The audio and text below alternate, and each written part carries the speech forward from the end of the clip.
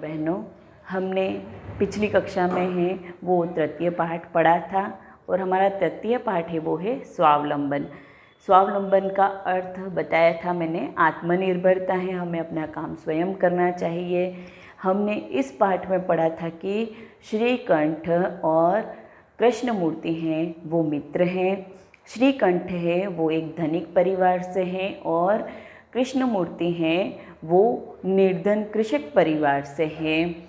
जो श्रीकंठ है उसके घर पर बहुत सारे सेवक कार्य करते हैं, वो अपना काम स्वयं नहीं करता है। इसके विपरीत कृष्णमूर्ति के घर पर वो कृष्णमूर्ति अपने काम स्वयं करता है और जब उसको पूछा जाता है कि आपके घर पे कितने सेवक हैं तो वो बताता है कि मेरे 8 सेवक हैं। वो कौन कौन से हैं तो 2 हाथ, 2 पैर, 2 आँखें और 2 कान बताता है। और इसी तरह वो बताता है कि हमें अपना काम है वो स्वयं करना चाहिए। इस तरीके से हमने पाठ पूर्ण किया था। आज हम उसके अभ्यास प्रश्न देखेंगे। पहला अभ्यास प्रश्न क्या है देखेंगे। कस्य भवने सर्वविधानि सुख साधनानि आसन। किसके भवन में सर्वाधिक सुख साधन थे तो किसके घर पर थे तो श्रीकंठ के घर पर। तो क्या लिखेंगे, श्रीकंठस्य भवने सर्वाविधानि सुख साधनानि आसन। श्रीकंठ के घर पर सारे सुख के साधन थे। कस्य गृहे कोऽपि भृत्यः नास्ति। किसके घर पर कोई भी सेवक नहीं था तो किसके घर पर नहीं था, श्री कृष्णमूर्ति। तो कृष्णमूर्ति कोऽपि भृत्यः नास्ति, कृष्णमूर्ति था उसके घर पर कोई भी सेवक नहीं था। तो इस तरीके से इसका उत्तर ये है।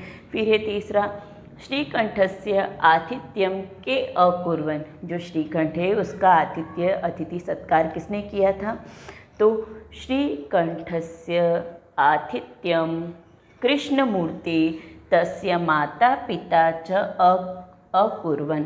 जो कृष्णमूर्ति श्रीकंठ है उसका आतिथ्य सत्कार कृष्णमूर्ति और उसके माता पिता ने किया था। सर्वदा कुत्र सुखम। हमेशा कहाँ सुखी होते हैं तो स्वावलंबन तु सर्वदा सुखम। जो स्वावलंबी होते हैं वो हमेशा क्या है, सुखी होते हैं। जो अपना काम स्वयं करेंगे वो हमेशा सुखी ही होंगे। फिर हमारा 5वां प्रश्न है, श्रीकंठः कृष्णमूर्ति गृहं कदा अगच्छत्। जो श्रीकंठ है कृष्णमूर्ति के घर पर कब गया। श्रीकंठः कृष्णमूर्ते गृहं एकदा प्रातः 9 वादने अगच्छत्। जो श्रीकंठ है कृष्णमूर्ति के घर पर एक बार प्रातः 9 बजे गया। तो इस तरीके से हमने ये प्रश्नों को हल किया। जो छठा प्रश्न है वो है देखेंगे, कृष्णमूर्ते कति कर्म करा संति। जो कृष्णमूर्ति हैं उसके कितने सेवक हैं तो देखेंगे, कृष्णमूर्ते अष्टो कर्म करा संति। कृष्णमूर्ति है उसके 8 सेवक हैं। तो आपको जानते हैं कौन कौन से थे तो 2 हाथ, 2 पैर, 2 आँखें और 2 कान थे। इस तरीके से हमने हमारा जो दूसरा अभ्यास प्रश्न है उसको पूरा किया है। तीसरा अभ्यास प्रश्न है, चित्राणि गणयित्वा तदत्त संख्यावाचक शब्दम लिखत। जो आपके चित्र दे रखे हैं आपकी पुस्तक के अंदर उसको आपको देख कर के, चित्रों को देखकर उनको गिनना है और वहाँ पर आपको लिखना है। तो मैंने यहाँ पर आपके लिख लिया है। पहला है जो घड़े का चित्र है और 18 घड़े हैं तो क्या लिखेंगे हम, अष्टादश घटानि। कितना लिखेंगे, 18 घड़े हैं इसलिए क्या लिखेंगे, अष्टादश। और लिखेंगे घटानि क्योंकि 18 घड़े हैं इसलिए। फिर दूसरा है हमारा आम्राणी। वहाँ पर आपके हैं वो कितने 21 आम दे रखेंगे तो क्या लिखेंगे, 21 आम्राणी। जो हमारे 21 आम को क्या लिखते हैं, 21 आम्राणी। इसी तरह हमारा तीसरा है वो गेंद है तो गेंद को हम क्या लिखेंगे, कंदुकानी लिखेंगे, बहुत सारी है इसलिए। तो 15 कंदुकानी, क्या लिखेंगे, 15 कंदुकानी, 15 हैं इसलिए। फिर है 36 मोमबत्ती हैं इसलिए क्या लिखेंगे, 36 स्थितवर्तिकानि। 5वां हमारा है कैंची दे रखी है तो क्या लिखेंगे हम, कितनी है वो भी 24 है इसलिए क्या लिखेंगे, 24 कर्त्रिका। ऐसे ही हमारा छठा है 33 जो हैं पत्ते दे रखे हैं उसके अंदर, तो क्या लिखेंगे, त्रयत्रिंशत पत्राणि। तो इस तरीके से हमने चित्रों को देखकर गिन करके हमने यहाँ पर संख्याओं को लिखा है। अभ्यास प्रश्न 4 है, उसे देखेंगे। क्या है, मंजूषात अंकानां कृते पदानि चिनोत्यानि। मंजूषा आपको दे रखी है और उसके अंदर से आपको चुन करके नीचे अंकों में लिखना है। तो मैंने यहाँ सीधा ही लिख लिया है, आपके मंजूषा में नहीं लिखा है मैंने। 28 को क्या बोलेंगे, तो 28 को अष्टाविंशति कहेंगे। 27 को क्या कहेंगे, उसमें वहाँ पर सप्तविंशतिः। 30 को त्रिंशत कहेंगे और 31 है उसको हम एकत्रिंशत्। 24 को चतुर्विंशतिः। 40 को चत्वारिंशतः और 50 को है पंचाशत। तो इस तरीके से आपको जो अभ्यास प्रश्न हमारा 4 है उसको हल करना है। 5 को देखेंगे। क्या है उसमें, चित्रम दृष्ट्वा मंजूषातः पदानि च प्रयुज्य वाक्यानि रचेत। हमको मंजूषा देखना है, चित्रों को देख करके हमको वहाँ पर वाक्यों का निर्माण करना है। जब हम देखेंगे तो उसमें वचन का ज्ञान हमको होता है। पहला जो चित्र दे रखा है उसमें एक किसान दे रखा है, दूसरे में 2 और तीसरे में 3 दे रखे। तो इसी तरह से हम पता चलेगा कि एक में 1 है तो एक वचन का, दूसरे में 2 है तो द्विवचन का, और तीसरे में 3 है तो हमको बहुवचन का ज्ञान होगा। तो हम वाक्यों के निर्माण कैसे करेंगे, देखिए।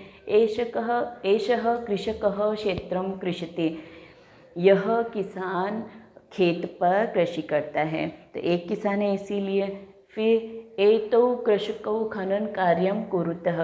ये दोनों किसान हैं वो खनन कार्य करते हैं। फिर यहाँ पर बहुवचन का है, एते कृषकाः धान्यम रोपयन्ति। यानी ये सब किसान हैं वो अनाज का रोपण करते हैं। तो इसी तरीके से हमने ये जो पढ़ा है उसमें हमको वचन का ज्ञान करवाया गया है। प्रश्न 6 है वो हमारा समय ज्ञान के ऊपर आधारित है। तो हम देखेंगे कि किस तरीके से जो हमारा अभ्यास प्रश्न 6 है उसको हम हल करेंगे। मैंने यहाँ पर आपके लिखा है कि अगर 1 बजेंगे तो 1 बजने को संस्कृत में क्या कहते हैं, तो एक वादनम कहेंगे। इसी तरह 2 बजेंगे घड़ी में तो 2 बजे को क्या कहते हैं, द्विवादनम। 3 बजते हैं तो 3 बजे को क्या बोलेंगे, त्रिवादनम। ऐसे ही 4 बजे हैं तो 4 बजे को क्या बोलेंगे, चतुर्वादनम। 5 बजे हैं तो 5 बजे को क्या बोलेंगे, पंचवादनम। 6 बजे हैं तो 6 बजे को क्या बोलेंगे, षड्वादनम। 7 बजे हैं तो 7 बजे को क्या बोलेंगे, सप्तवादनम। 8 बजे हैं तो 8 बजे को क्या बोलेंगे, अष्टवादनम। 9 बजे को नववादनम बोलेंगे। 10 बजे को दसवादनम। 11 बजे को एकादशवादनम और 12 बजे को द्वादशवादनम। यानी इस तरीके से ये तो हमारा एक है ही है, और हमारे पुस्तक में दे रखा है, यानी आपके हुए हैं 4:30। तो आप क्या लिखेंगे, यानी 30 मिनट ऊपर होने पर हम क्या लिखते हैं, सार्ध लिखते हैं। उसको सार्ध का अर्थ होता है आधा सहित, यानी 1/2। तो क्या लिखेंगे, जब 4:30 हुए हैं तो हम पहले लिखेंगे सार्ध और फिर लिखेंगे चतुर्वादनम। ऐसे ही अगर 5:30 हुए हैं तो हम क्या लिखेंगे, सार्ध और फिर पंचवादनम। तो आपको ये इनको याद करना पड़ेगा, क्योंकि जो हम अब अभ्यास प्रश्न 6 को हल करेंगे तो इन्हीं के आधार पर हम करेंगे।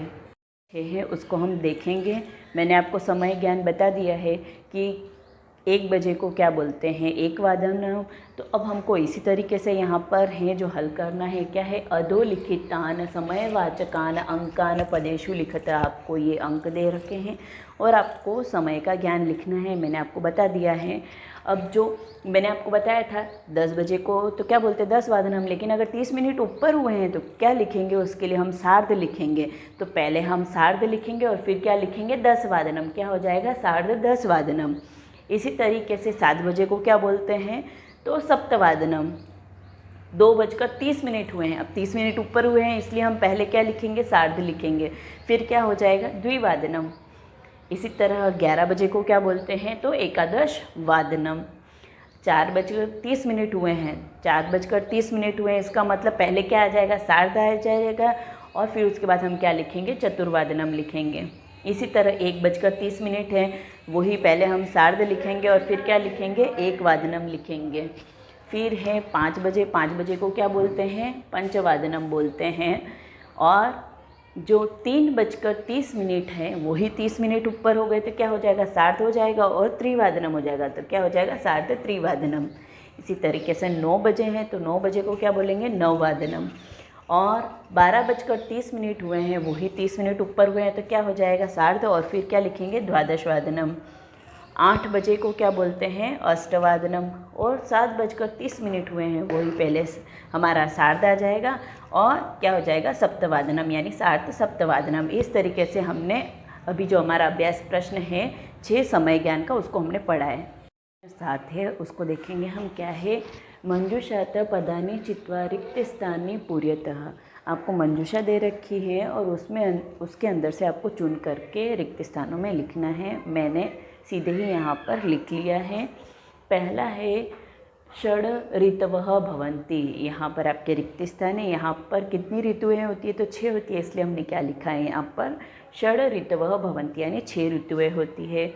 फिर है मासा द्वादशः भवन्ति, जो मास होते हैं महीने होते हैं वो कितने होते हैं द्वादश, यानी 12 होते हैं, इसीलिए यहाँ क्या लिखा है द्वादश।